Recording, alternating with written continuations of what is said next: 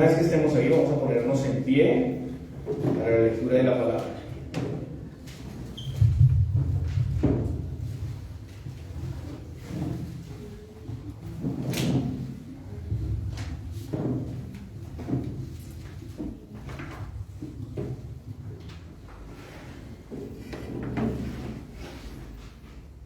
Con toda reverencia vamos a leer la palabra de Dios. Marcos, capítulo 7, los versículos 24 al 30. Marcos 7, 24 al 30. Levantándose de allí, se fue a la región de Tiro y de Sidón, y entrando en una casa, no quiso que nadie lo supiese, pero no pudo esconderse, porque una mujer cuya hija tenía un espíritu inmundo, luego que oyó de él, vino y se postró a sus pies. La mujer era griega y sirofenicia de nación, y le rogaba que echase fuera de su hija al demonio. Pero Jesús le dijo: deja primero que se sacien los hijos, porque no está bien tomar el pan de los hijos y echarlo a los perrillos. Respondió ella y le dijo: sí, Señor, pero aún los perrillos debajo de la mesa comen de las migajas de los hijos. Entonces le dijo: por esta palabra, ve, el demonio ha salido de tu hija. Y cuando llegó ella a su casa, halló que el demonio había salido y a la hija acostada en la cama. Oremos. Amado Padre Celestial, suplicamos tu gracia, tu misericordia en este tiempo para poderte ver a ti, Señor, con claridad, para poder ver tu redención, tu gracia. Que sea tu Espíritu guiándome a mí, guiando al pueblo de Dios para este entendimiento, para esta práctica de tu palabra, para salir de aquí renovados por tu poder. Te lo pedimos, Señor, en Cristo Jesús. Amén. Podemos sentarnos, hermanos. El domingo pasado hicimos una pausa en nuestra exposición para abordar un tema particular, hablamos sobre el bautismo, pero hoy volvemos a la exposición consecutiva del libro de Marcos. Para las personas que nos acompañan por primera vez, nosotros exponemos todo un libro de la Biblia, versículo a versículo, vamos exponiendo su contenido, vamos viendo a Cristo ahí y las aplicaciones que hay para nuestra vida.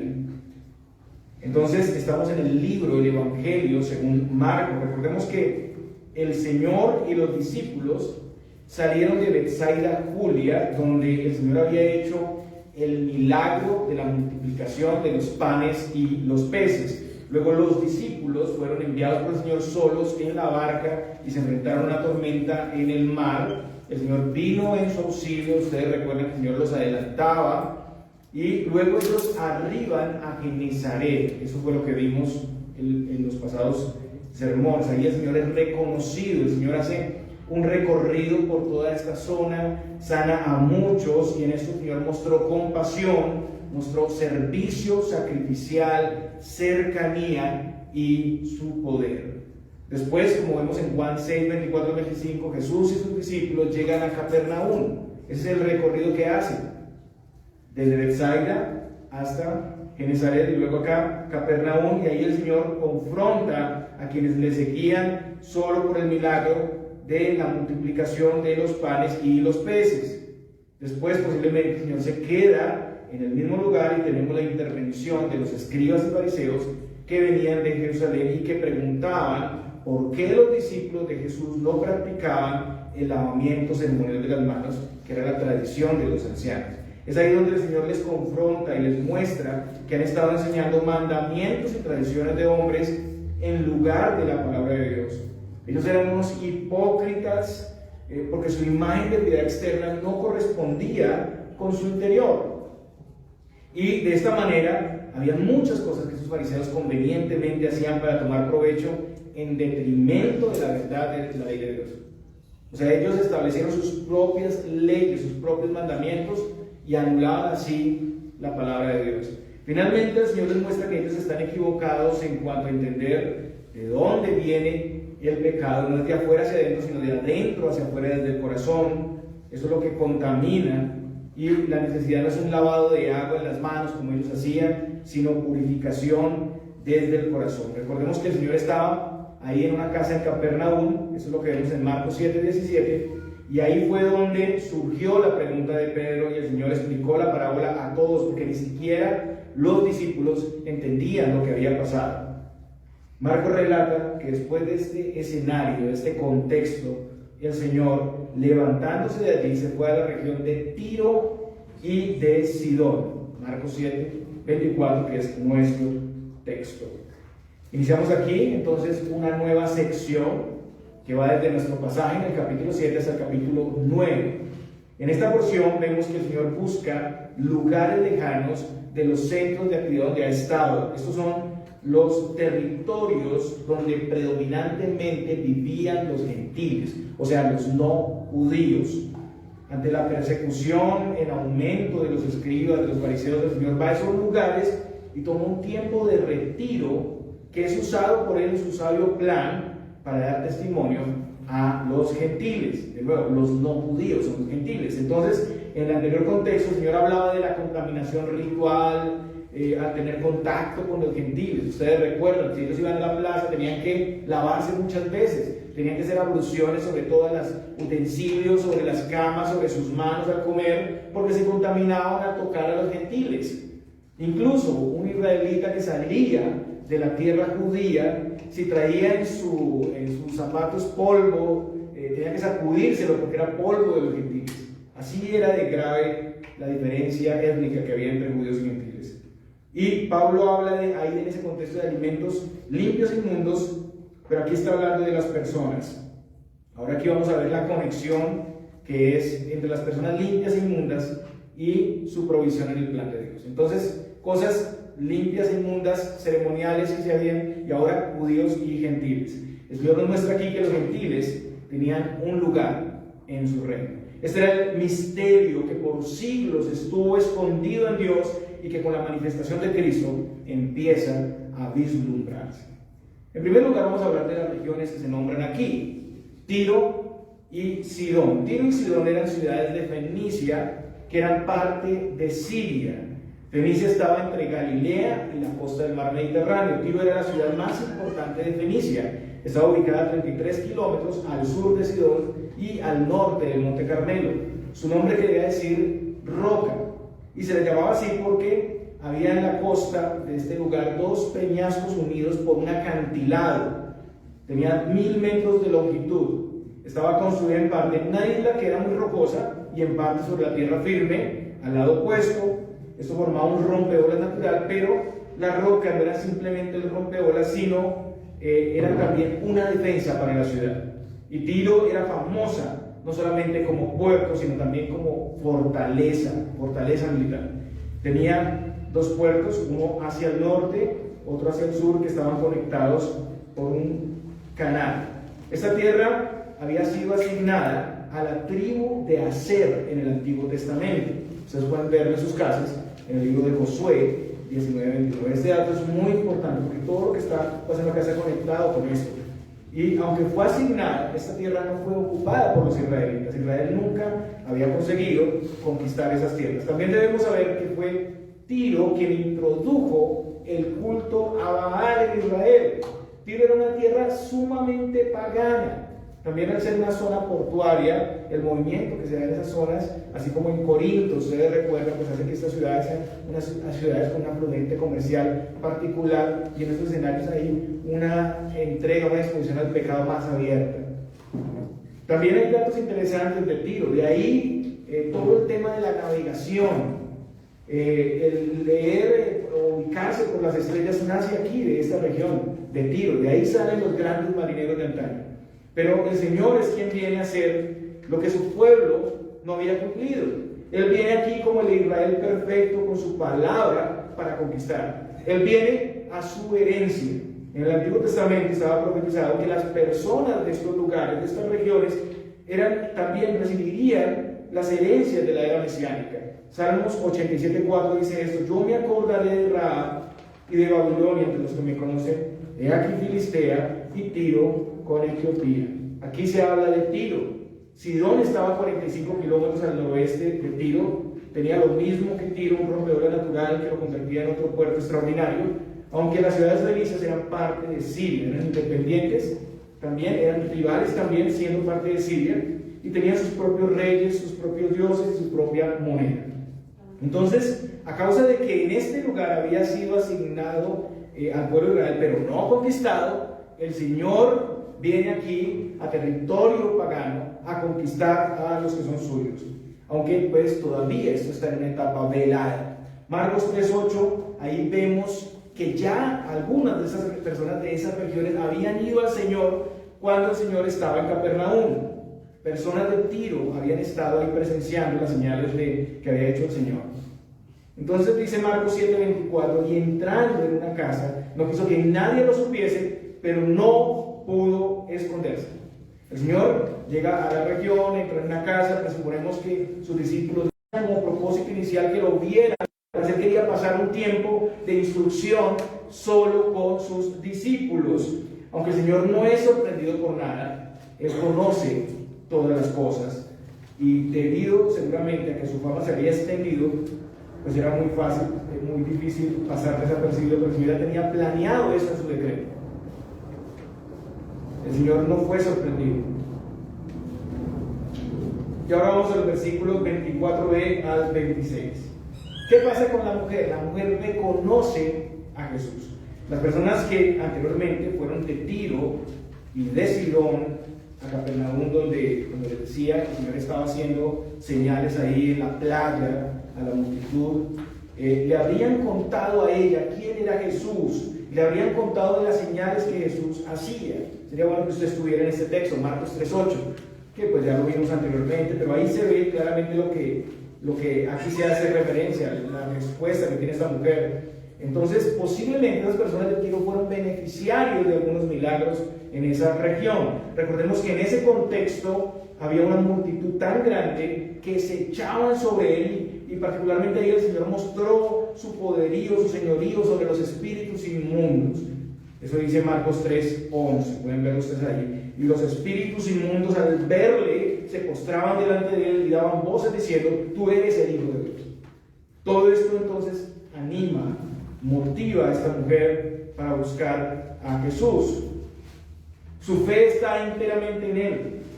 Entonces la mujer acude a Jesús y lo hace de una manera humilde y reverente. Marcos dice que se postró a sus pies.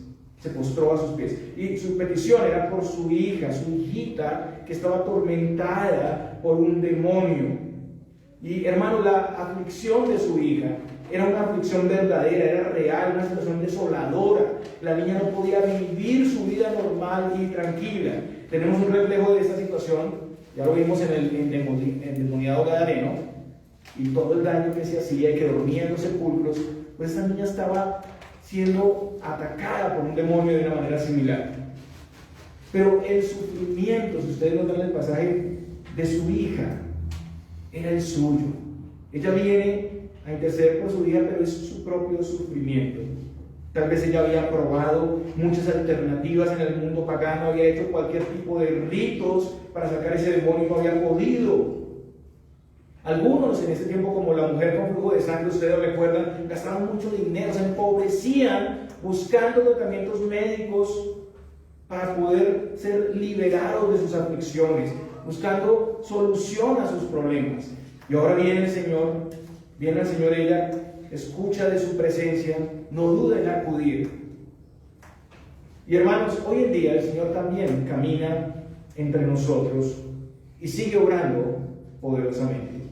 También hay muchas personas que tienen un conocimiento lejano, vago del cristianismo, pero han venido, han aceptado la invitación tal vez de sus amigos, de sus conocidos, para estar en una iglesia cristiana, para saber más de ese Dios de las Escrituras.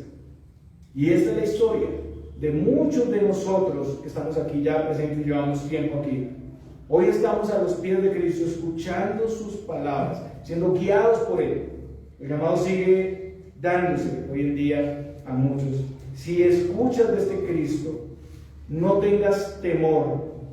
Él es el gran sanador del alma. Él nos da vida y salvación. No importa cuál sea tu aflicción, no importa cuál sea tu lamento y angustia, pero el Señor puede proveerte. Y esta mujer acudió a él sin temor a ser rechazada. Tenía todas las razones para ser rechazada, pero acudió a Cristo con fe. El Señor no echará fuera a ninguno que venga ante Él. Y esa es la gran proposición que tenemos aquí en este sermón. Si usted se acerca a Cristo hoy, no será rechazado, no será rechazado por Él.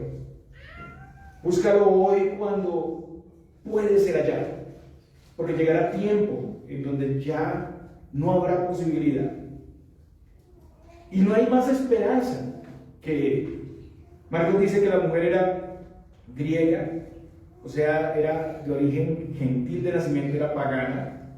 Dice que era sirofenicia de nación, eso describe su nacionalidad. O sea, pertenecía a la provincia romana de Siria, y con eso está diciendo o haciendo diferencia entre otra región que es Libia, Fenicia, la costa de África del norte. Entonces ella era de esta región, ella era fenicia, y las ciudades principales en este lugar eran las ciudades de Tiro y Sidón. Mateo dice que la mujer era cananea, y es el texto paralelo que tenemos.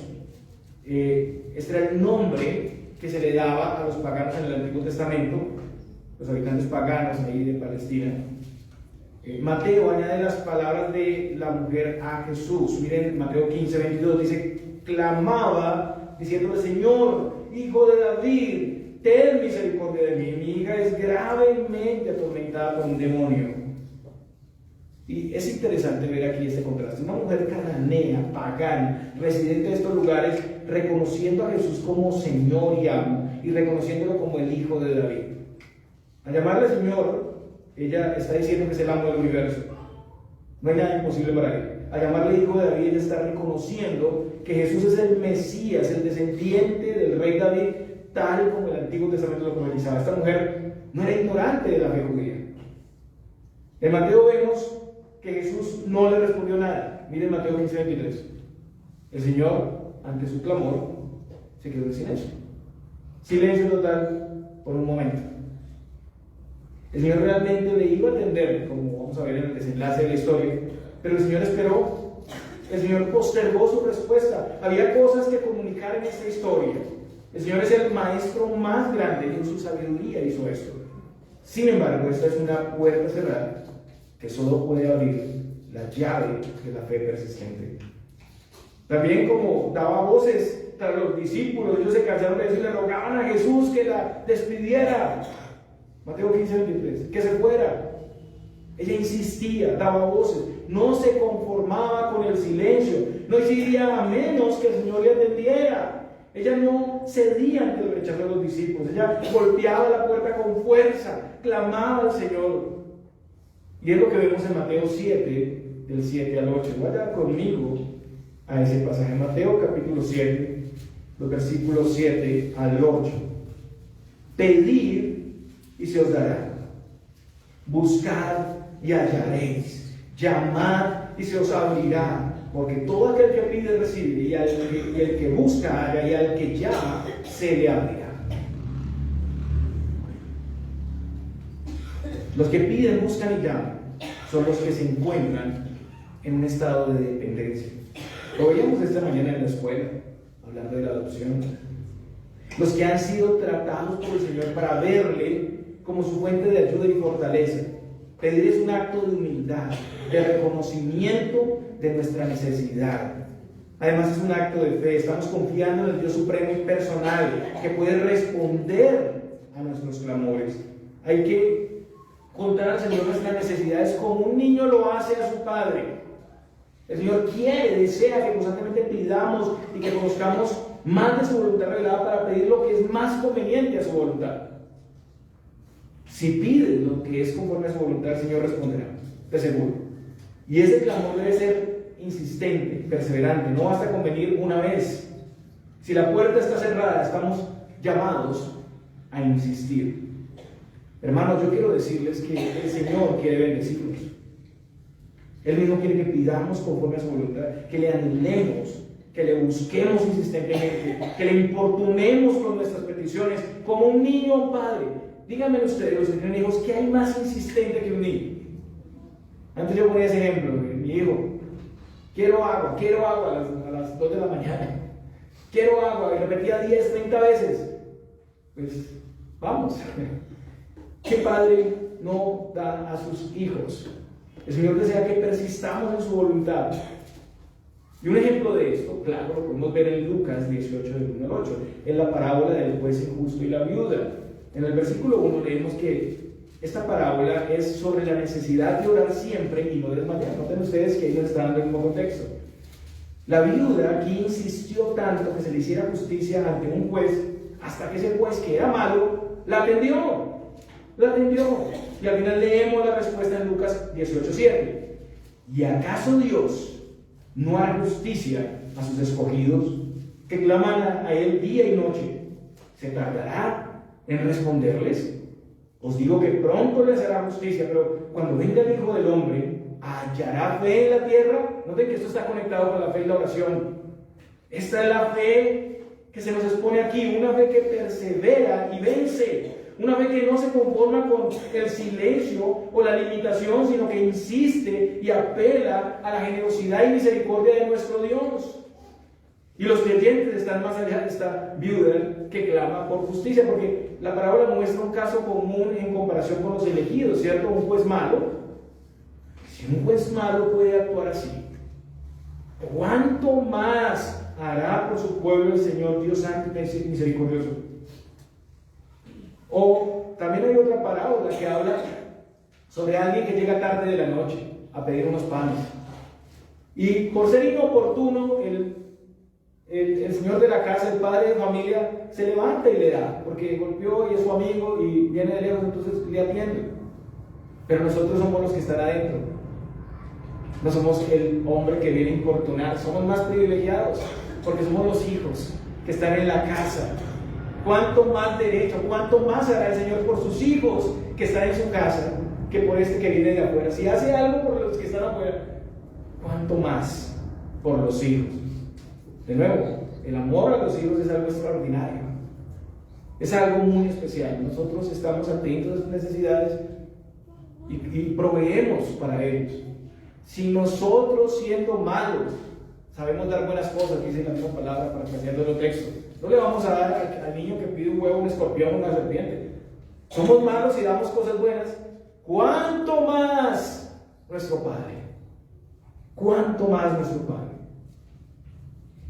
Ahora, volviendo a nuestro texto, no olvidemos que, aunque la petición es la liberación de una hija endemoniada, la respuesta implica no solo el milagro, sino el estatus, la bendición de ser beneficiaria en la era mesiánica. Entonces, ven a Cristo y persiste, busca su voluntad, golpea constantemente al Señor, supera la necesidad más grande, que es la salvación, la vida en abundancia y la libertad. Eso es lo más importante, las demás cosas son periféricas. Y lo hará de manera tan cercana y especial como lo hace un padre con su hijo. Y lo que vemos es que el Señor, pues, no la despidió. El Señor está lleno de misericordia. Él atiende a los necesitados. Él no hizo como los discípulos le aconsejaron: despídela, que se vaya. Estamos cansados de escuchar esa rogadera. Pero Jesús le dijo: deja primero que se sacien los hijos, porque no está bien tomar el pan de los hijos y echarlo a los perrillos. Y Mateo, además de esto, dice lo siguiente, Mateo 15:24. Él respondió y dijo: no soy enviado sino a las ovejas perdidas de la casa de Israel. En primer lugar, hermanos, esto suena muy fuerte y ofensivo. Es una mujer angustiada que viene a clamar y el Señor le responde: no. Hay una respuesta, pero la respuesta es negativa. Después del silencio del Señor, porque eso es una respuesta, por lo menos ahorita hay palabras, pero las palabras son un no rotundo. Después del ruego a los discípulos para que el Señor la despidiera, esta es la tercera negativa, que además añade un título despectivo. El Señor pone la perseverancia y fe de esta mujer al límite y la pone a la vista de todos, en ese tiempo, en todos los tiempos y a nosotros. Sabemos que en la voluntad del Señor siempre estuvo tener misericordia de la mujer, pero el Señor con esto nos permite ver con profundidad, cómo se acerca esta mujer, cómo ejecuta su fe. Esta mujer nos está dando una clase de oración y de fe tremenda. Es un testimonio para nosotros del obrar de Dios, de su compasión y cuidado y lo que requiere el Señor de nosotros. Entonces, con esta respuesta el Señor está mostrando con claridad el orden del plan de Dios. Ahora sí vamos a mirar y entender lo que el Señor le dijo. Su plan tenía como propósito primeramente ir a los suyos, o sea, a los judíos y luego los gentiles. Y eso significa que la nación de Israel tuvo la prioridad de recibir el testimonio y la presencia del reino de Dios. Si ustedes notan, este ejemplo aquí habla de comida, del pan de los hijos, dáselo a los perrillos. Y este es un escenario, pan, es un escenario que ya vimos, donde el pueblo se sació. La nación israelita en un sentido había recibido la adopción en el pacto. Ellos eran considerados hijos. Entonces esperaba que respondieran a las demandas del pacto. Se esperaba. Mateo nos muestra también, en contraste, que aunque estaban en el pacto, algunos de ellos estaban en la condición de ser las ovejas perdidas de la casa de Israel. Tenemos aquí la idea de iglesia visible. Estas ovejas debían ser traídas al redil, aunque estuvieran aparentemente dentro de la casa del Padre. En ese punto, en parte, ellos estaban en la misma condición de los no creyentes. Judíos y gentiles, pues, judíos en el pacto, beneficiados por el pacto, pero tenían que ser llamados. Solo tenían como beneficio haber nacido en el contexto del reino y ser edificados en sus promesas, pero debían convertirse. No era suficiente ser descendientes de Abraham. Los gentiles debían esperar que ese testimonio se diera a los israelitas para poder participar. Entonces, volviendo al pasaje, cuando el Señor dice, deja primero que se sacien los hijos, está mostrando que la inclusión de los gentiles va a tener un momento, va a tener un lugar. Le está dando esperanzas a la mujer. No es una negativa absoluta. El Señor con eso, por así decirlo, deja la puerta entreabierta. Después de toda la espera paciente y las negativas, hay un acceso, hay una respuesta de misericordia. Y aquí es donde debemos observar que el plan eterno de Dios para salvar a su pueblo contemplaba la inclusión de los gentiles, los no judíos desde el Antiguo Testamento. El propósito del Señor era alcanzar a personas de todos los pueblos, naciones y lenguas. Inicialmente esa salvación fue dada a conocer al pueblo de Israel, pero sin excluir absolutamente a los gentiles. Claro, la mayoría eran judíos, pero sabemos de personas como Rahab, sabemos de personas como Job, personas como Ruth, que eran gentiles y que participaron en las bendiciones del reino. En el Nuevo Testamento vemos el mismo propósito, pero aquí se pronuncia más ampliamente con el alcance de los elegidos de todas las naciones. Los mismos israelitas, aunque para el Nuevo Testamento ya habían trazado distinciones étnicas muy radicales, aún así iban a lugares paganos y ellos hacían lo que se llama prosélitos, convertidos. Y en esto ellos demandaban a algunos circuncidarse y hacer una ablución, un bautismo de purificación y someterse a la ley de Dios. O sea que en cierta medida había algo hacia los gentiles, ya había algo que se vislumbraba. En Efesios 3:5 Pablo dice que este misterio en otras generaciones no se dio a conocer, que era un misterio escondido desde los siglos en Dios, es lo que dice Efesios 3:9 también. Y esto fue conforme al propósito eterno que hizo en Cristo Jesús, o sea, el decreto de Dios que contemplaba el plan de redención, un acuerdo intratrinitario donde en la eternidad pasada el Padre envía al Hijo para morir por los elegidos. Ya ahí había una designación clara de que los gentiles serían incluidos. Entonces, aquí en nuestro pasaje vemos que se empieza a vislumbrar el misterio. En el Evangelio de Juan, el Señor dice, también tengo otras ovejas que no son de este redil, aquellas también debo traer, y oirán mi voz y habrá un rebaño y un pastor. Juan 10:16. Aquí se habla de ovejas de otro redil que deben ser traídas. Ahora habrá un solo rebaño, un solo pastor. El plan de Dios contemplaba no dos iglesias, no dos pueblos, sino un solo pueblo. Es por la obra de Cristo en la cruz, por su sangre, que viene en plenitud la inclusión de los gentiles y la revelación del misterio por los apóstoles y los profetas. En la providencia de Dios, una gran mayoría de los judíos rechazaron el llamado misericordioso del Señor. Ellos son el olivo original, dice Romanos 11:17, y nosotros fuimos injertados por su incredulidad. Romanos 11 dice, pues si algunas de las ramas fueron desgajadas, y tú siendo olivo silvestre has sido injertado en lugar de ellas, y has sido hecho participante de la raíz y de la rica savia del olivo. Entonces, volviendo aquí a nuestro texto, vemos que el Señor no despide a esta mujer, porque hay planes. Hay un plan determinado de antes de la fundación del mundo, y Él se toma el tiempo de escucharla y de hablarle. Y su respuesta no fue un no desesperanzador, sino un orden, primero la casa de Israel, luego los gentiles, pero el clamor reverente y humilde de esta mujer hizo que el Señor respondiera, que el Señor diera algo de la provisión preparada para los gentiles en este momento. Seguimos en Marcos 7:28. Respondió ella y le dijo, sí, Señor, pero aún los perrillos debajo de la mesa comen de las migajas de los hijos. En Mateo dice, comen de las migajas que caen de la mesa de sus amos. Para los griegos, la palabra perra o perro se aplicaba a mujeres livianas y desvergonzadas, a las prostitutas. Para los judíos era diferente.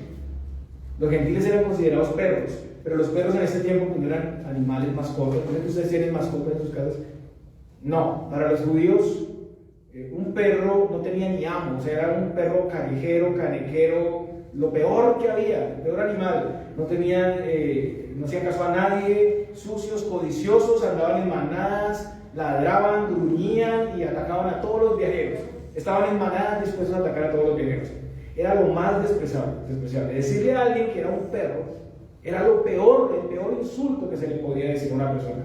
Pero el Señor aquí usa un diminutivo, la palabra es diferente. El Señor dice perrillos. La palabra griega kunarión, que significa cachorro, la idea es un cachorro doméstico, pero esto no es el contexto judío.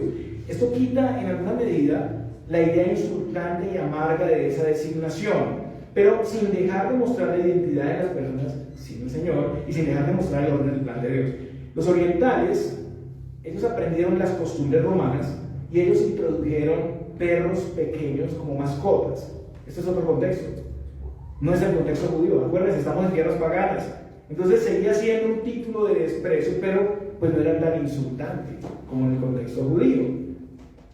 Es importante que consideremos que el Señor aquí habla, por así decirlo, en términos y costumbres gentiles, porque los judíos no solían criar como mascotas a perrillos. Tampoco los perros en la designación judía tenían amos, eran más bien vidas salvajes, y tampoco los judíos usaban mesas altas desde donde las migajas podían caer. Noten ustedes que nuestro pasaje dice perrillos debajo de la mesa, y si no ponemos atención a este detalle no podemos entender el pasaje. Este detalle es muy importante. Como ustedes saben, el comedor de los judíos, ¿cómo era? Era sobre el piso, era un tapete, ahí no cabía un perrillo debajo. No tiene sillas, todos se inclinan, se reclinan para comer. Lo que vemos aquí es la descripción de un escenario no judío. Entonces, de acuerdo a esta cultura extranjera, en este tiempo, pues tampoco se usaban cubiertos ni servilletas en ambas culturas. Entonces los gentiles comían con las manos, pero además se restregaban las manos sucias con trozos de pan que se tiraban después a los perrillos o mascotas de la casa, en el contexto gentil. Entonces usted comía, se ensuciaba las manos y con pan se limpiaba y le daba a Firulais, a la mascota, ¿cierto? ¿Cómo? Alimentaba al perrillo.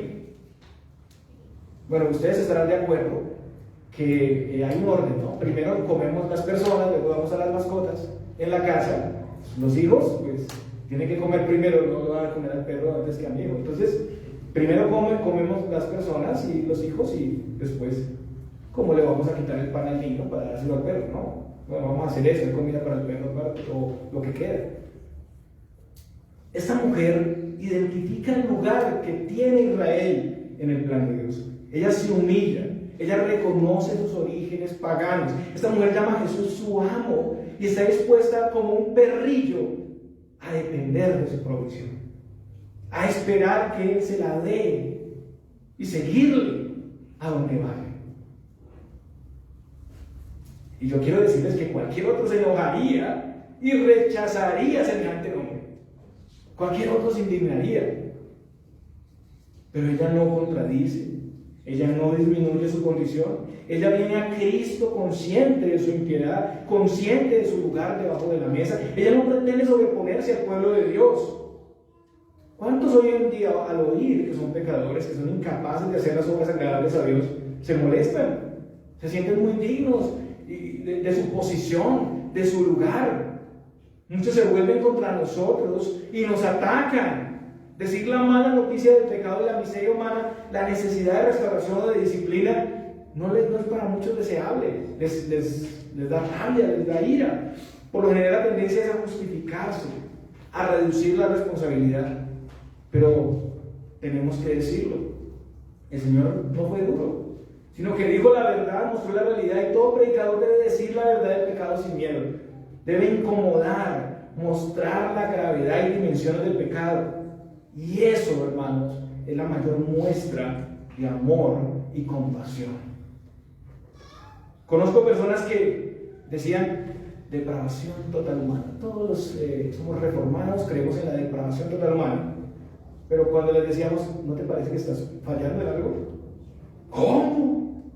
No pueden resistirlo. Se sienten ofendidos y huyen.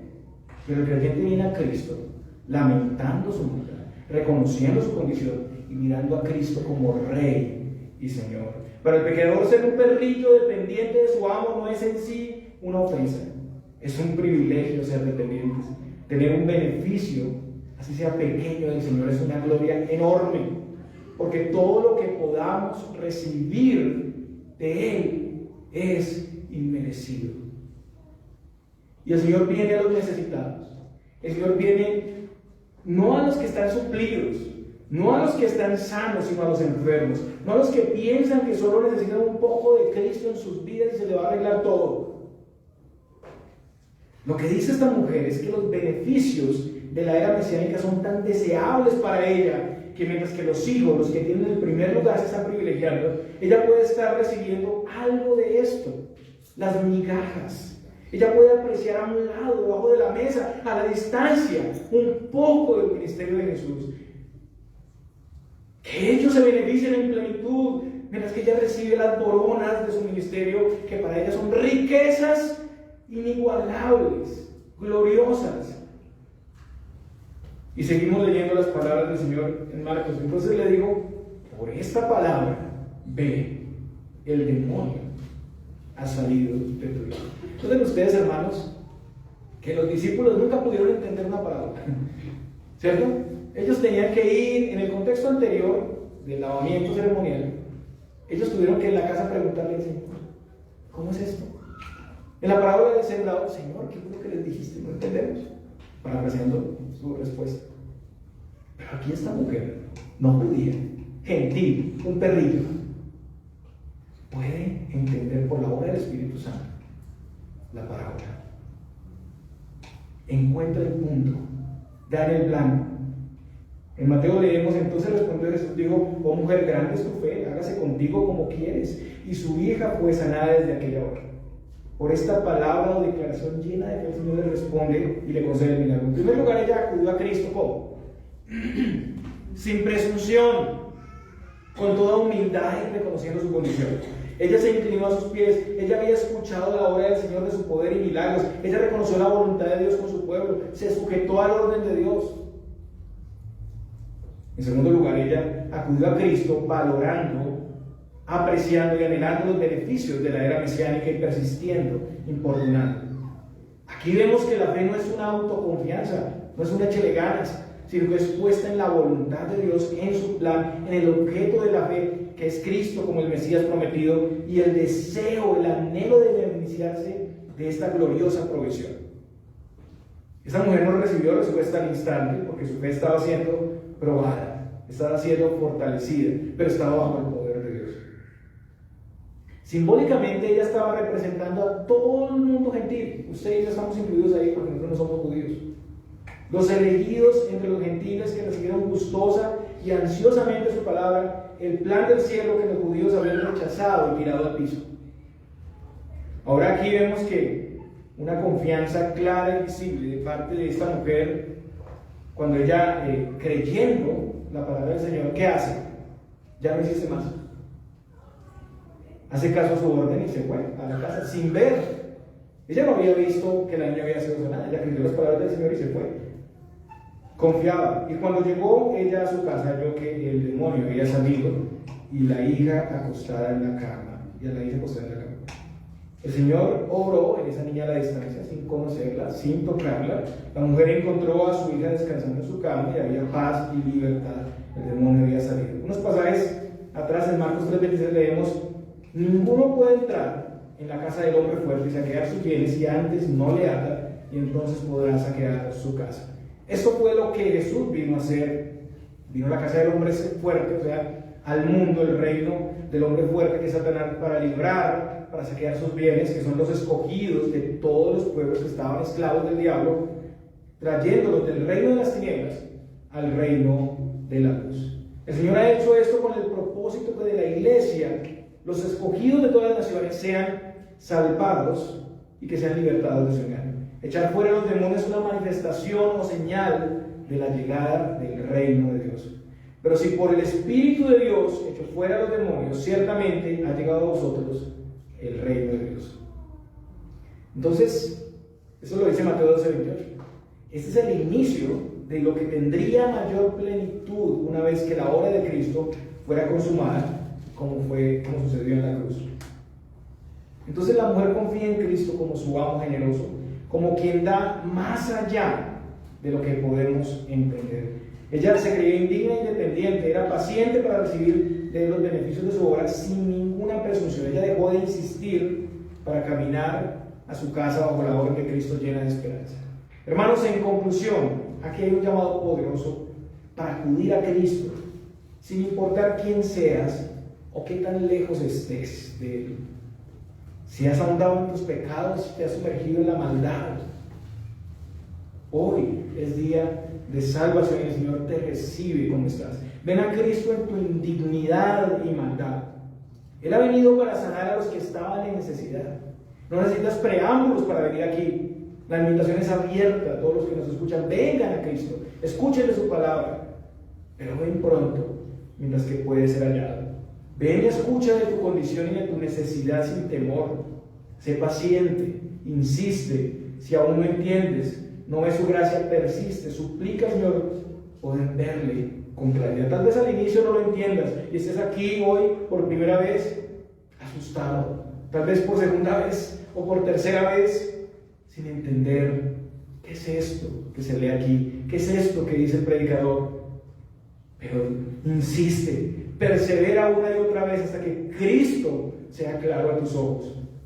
De seguro el Señor no te despreciará.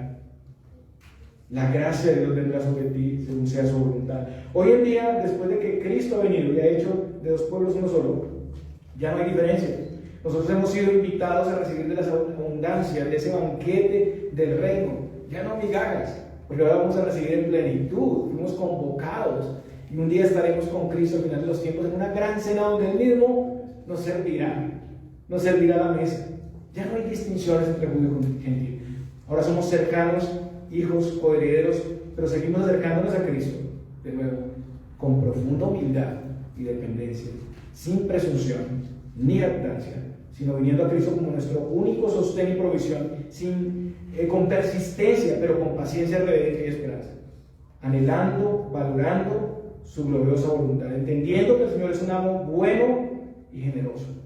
Ven hacia Cristo, aférrate a Él y así, de esta manera serás escuchado. No te ofendas con la realidad de tu condición, de seguro no has sido tratado como los gentiles del primer siglo. Yo estoy seguro, ninguno de nosotros aquí hemos sido tratados así. Nadie aquí te ha rechazado a ese nivel, no ha temido contaminarse al tocarte, así era con los gentiles. Nadie te ha excluido del culto y las cosas sagradas junto al pueblo de Dios. Realmente has sido tratado con amabilidad y amor por quienes administran las cosas sagradas y por todos los hermanos. Así que no te quejes. Pero con todo esto debes saber que sin Cristo realmente estás en una condición miserable. Estás perdido y condenado. Considera y aprecia su gran benevolencia y amor para contigo. ¿Cómo lo puedes ver? Porque aquí estás escuchando. Porque el Señor no te ha guardado silencio, como con la mujer al principio. No lo ha hecho permanentemente ante tu angustia, ante tus dudas. Hoy es día de salvación. Ven a Él valorando su provisión, valorando como esta mujer valoraba el reino de Dios, que es su muerte, sepultura y resurrección a tu favor. En segundo lugar, si estás en Cristo, hay aquí un llamado a perseverar por quienes están como la niña endemoniada y perdida. El mundo entero sin Cristo está bajo la paternidad del maligno. ¿Cómo serían las cosas si persistiéramos al Señor como esta mujer por su hija, por otras personas? Si sintiéramos el mismo interés y deseo de liberación por los no alcanzados, porque caminan bajo el dominio del maligno, insistiéramos al Señor por este sector, por nuestra ciudad, por nuestro país. ¿Cómo serían las cosas? El Señor en su sabia voluntad atenderá nuestros persistentes clamores. No olvidemos que la oración es un medio de gracia y que el Señor nos llama a pedir. Él es sumamente generoso. En Él hay abundancia que no imaginamos y Él nos quiere bendecir. Hay un llamado a perseverar en esos propósitos del reino de Dios. Pensemos cómo es nuestro clamor al Señor, cómo es nuestra insistencia y perseverancia corporativa. Tenemos un día entre semana para orar, o individual en las cosas que agradan a Dios. También pensemos en cómo pedimos y valoramos lo que recibimos de Él. Estamos agradecidos por lo poco, que son más que migajas, por pertenecer a una iglesia del Señor, como es Cristo, fuente de gracia, por tener unos hermanos en la comunidad, o estamos quejándonos como el huérfano. Ser humildes y agradecidos, no jactanciosos y demandantes, fieles y pacientes, esperando de la mano de nuestro amo, acudiendo a Cristo con esperanza y descansando en su voluntad. No importa cuál sea el tipo de aflicción que estés pasando, cada uno de nosotros está llevando tal vez una carga diferente, difícil, y ha clamado al Señor y ha existido una y otra vez. El llamado al Señor es que no te rindas, que sigas insistiendo, perseverante, confiando en sus promesas y en su santa voluntad, que le conozcas más para saber mejor cómo pedir. El Señor les bendiga, hermanos.